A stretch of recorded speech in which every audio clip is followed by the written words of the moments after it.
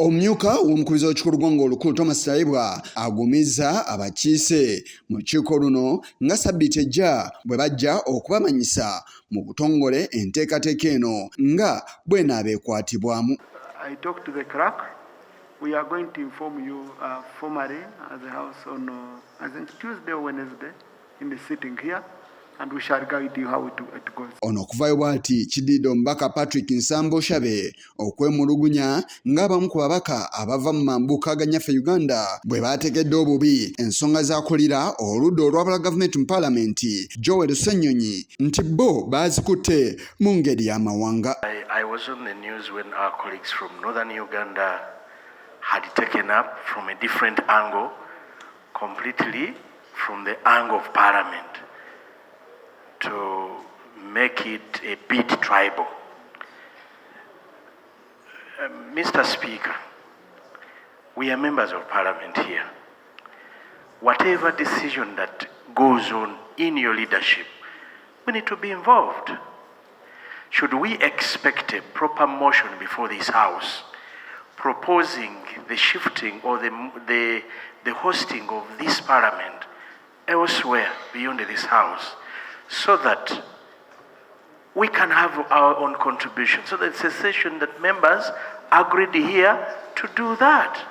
Mr. Speaker, the earlier the better. Wabula kino Tayebwa akiyeemu amazzi. The Speaker, under the general authority of the Speaker, Rule 7, yes, Rule 7, where the Speaker has general authority, can determine where a sitting can be. That's how we got Kororo. That's how we used to go to Serena. I can't remember when we had a motion here where we would first debate and say we've made a resolution, we go, we sit here and there and there. But our role will be to ensure that indeed we bring everyone. Omubaka Okoth asabye ababaka okwaniriza enteekateeka eno era n'okugiwa obuwagizi bwonna obwetaagisa. We were informed that the meeting is going to be in Gulu. And the reason is to take Parliament to the people.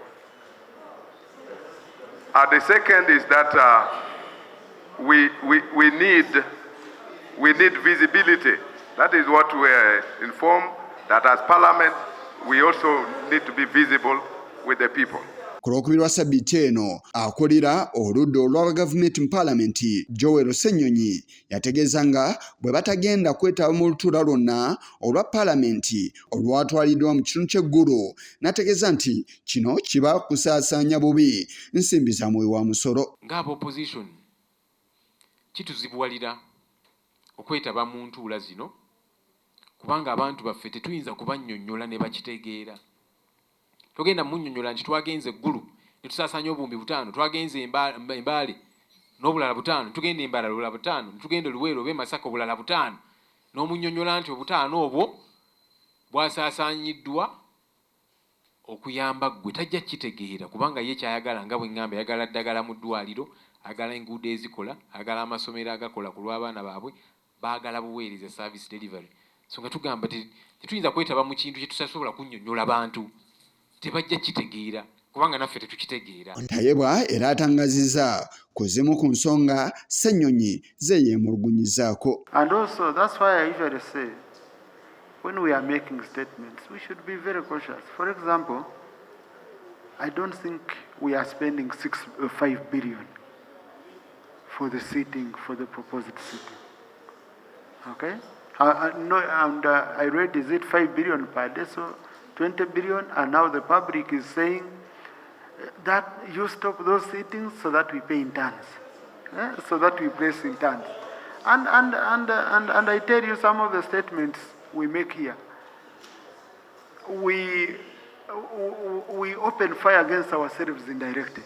In this house, if we think some of us will go clean others, that it might end up all being, mixed up. But enteekateeka eno etunuuliddwa nti yakutambuzibwa mu bitundu by'eggwanga byonna omuli mambuka, obuvanjuba, obugwanjuba n'ebitundu ebirala.